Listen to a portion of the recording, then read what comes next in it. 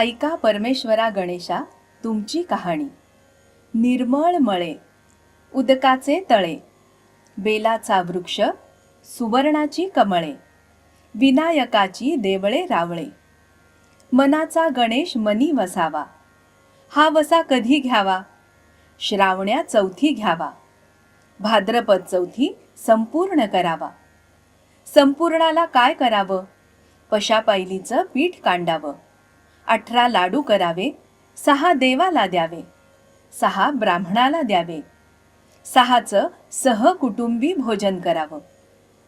अल्पदान महापुण्य असा गणराज मनी ध्याईजे, पाविजे चित्ती लाभिजे। मनकामना निर्विघ्न कार्यसिद्धी करीजे। ही 60 उत्तराची कहाणी 5 उत्तरी सुफळ संपूर्ण। शुभम भवतु। ऐका शुक्रवारा तुमची कहाणी। 8 पाट नगर होतं। तिथं एक राजा होता। त्या राजाला मुलगा नव्हता। तेव्हा राणीनं काय केलं? एका सुईणीला बोलावून आणलं। अगं अगं सुईणी, मला नाळवारी एक मुलगा गुपचूप आणून दे, मी तुला पुष्कळ द्रव्य देईन। सुईण तयार झाली। ती त्या तपासावर निघाली। गावात एक गरीब ब्राह्मणबाई गर्भार राहिली होती। तेव्हा ती सुईण तिच्या घरी गेली आणि तिला सांगायला लागली की बाई बाई, तू गरीब आहेस, तुझं बाळणपणाचं पोट दुखू लागेल तेव्हा मला कळव, मी तुझं बाळणपण फुकट करीन। तिनं होय म्हणून सांगितलं। नंतर ती सुईण राणीकडे आली। बाईसाहेब बाईसाहेब, आपल्या नगरात एक गरीब ब्राह्मणबाई गरोदर आहे। तिला नुकताच 2रा महिना लागलाय। लक्षणं सगळी मुलाचीच दिसतायत। तेव्हा आपल्या घरापासून ते तिच्या घरापर्यंत कळणार नाही असं एक गुप्त भुयार तयार करायला हवं। आपल्याला काही दिवस गेल्याची अफवा उठवायला पाहिजे। मी तुम्हाला नाळवारीसह मुलगा आणून देईन। असं ऐकल्याबरोबर राणीला मोठा आनंद झाला आणि जसजसे दिवस गेले त्याप्रमाणे डोहाळ जेवणाचंही नाटक उभं केलं। पोट मोठं दिसण्याकरता त्याच्यावर लुगड्याच्या घड्या बांधल्या। घरातून भुयार तयार केलं गेलं। 9 मास भरताच बाळणपणाची तयारी केली। इकडे या ब्राह्मणबाईला पोटात दुखू लागलं। तिने सुईणीला बोलावणं धाडलं। त्याबरोबर तुम्ही पुढे व्हा, मी येतेच असं सांगून ती निघून गेली। धावत धावतच ती राणीकडे आली। पोट दुखण्याचं ढोंग करायला तिने सांगितलं। नंतर ही सुईण ब्राह्मणबाईच्या घरी गेली। बाई बाई, तुझी आहे ही पहिलीच खेप। डोळे बांधलेस तर भिणार नाहीस, नाही बांधलेस तर भय वाटेल असं सांगून ब्राह्मणबाईचे डोळे बांधले। ती बाळंत झाली। तिला मुलगा झाला। सुईणीनं एका दासीकडून भुयाराच्या वाटेनं मुलगा राणीकडे पाठवला। ह्या सुईणीनं काय केलं? एक वरवंटा घेतला आणि त्याला कुंचा बांधून ह्या ब्राह्मणबाईच्या कुशीत ठेवला आणि म्हणाली, बाई बाई, तुला वरवंटा झाला आहे। तिनं नशिबालाच दोष दिला। मनामध्ये ती खूप दुःखी झाली।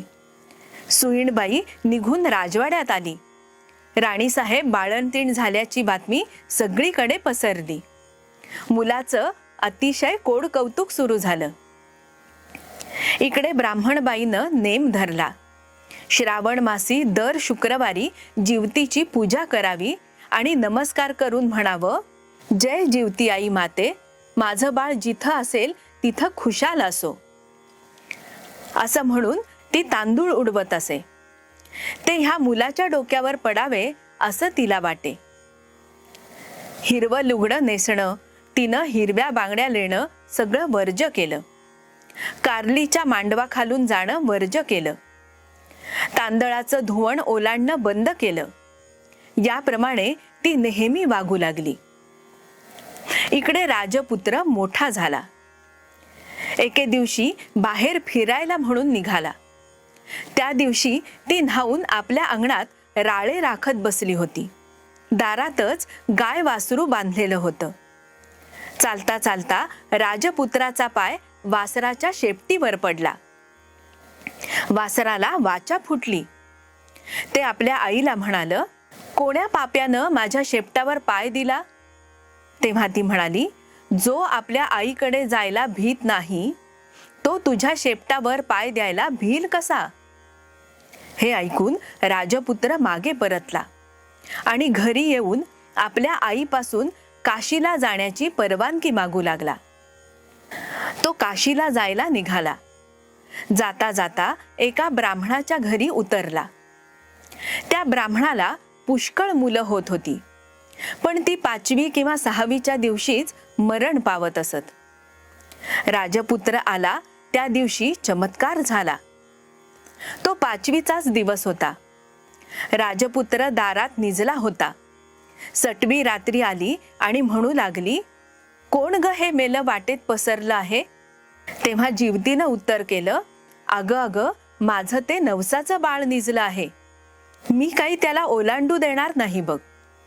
मुलगा आज मृत पावणार म्हणून त्या मुलाचे आईबाप चिंता करत बसले होते.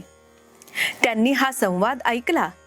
इतक्यात उत्तर रात्र झाल्यावर सटवी आणि जीवती आपापल्या रस्त्यानी निघून गेल्या.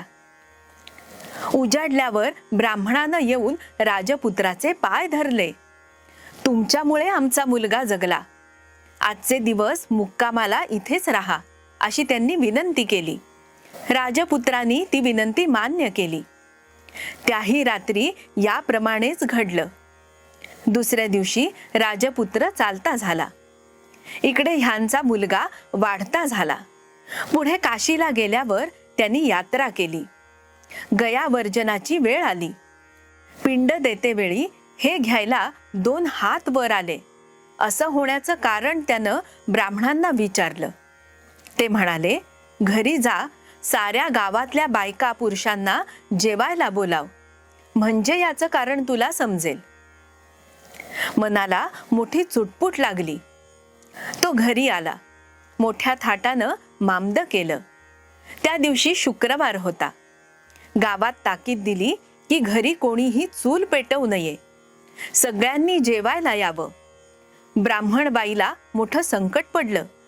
राजाला निरोप धाडला, मला जीवतीचं व्रत आहे. माझे नेम पुष्कळ आहेत, ते पाळाल तरच जेवायला येईन. राजानं कबूल केलं. जिथे तांदूळाचं धुवण होतं ते काढून तिथं सारवून त्यावरून ती आली. हिरव्या बांगड्या भरल्या नाहीत. कारल्याच्या मांडवा खालून गेली नाही. दरवेळेस जिथे माझं बाळ असेल तिथे खुशाल असो असं म्हणे. पुढं पानं वाढली. मोठा थाट जमला. राजानं तूप वाढायला घेतलं. वाढता वाढता ही ज्या पंक्तीत बसली होती तिथं तो आला. तूप वाढू लागला आणि ईश्वरी चमत्कार झाला. बाईला प्रेम सुटून पान्हा फुटला. हे पाहताच हातची तपेली ठेवून तो रुसून निजला. काही केल्या उठेना. तेव्हा आई गेली. त्याची समजूत करू लागली. तो म्हणाला, असं होण्याचं कारण तरी काय? तिनं सांगितलं, ती तुझी खरी आई आहे. मी तुझी मानलेली आई आहे. असं सांगून सर्व हकीकत ह्या राणीनं त्याला सांगितली. नंतर भोजनाचा समारंभ झाला. पुढं त्यानं आपल्या आईबापाला राजवाड्यानजीकच मोठा वाडा बांधून देऊन आपण राज्य करू लागला. तर जशी ही जीवती ह्या सगळ्यांवर प्रसन्न झाली, तशीच तुम्हा आम्हावर होवो. ही 60 उत्तरांची कहाणी 5 उत्तरी सुफळ संपूर्ण. शुभम भवतु.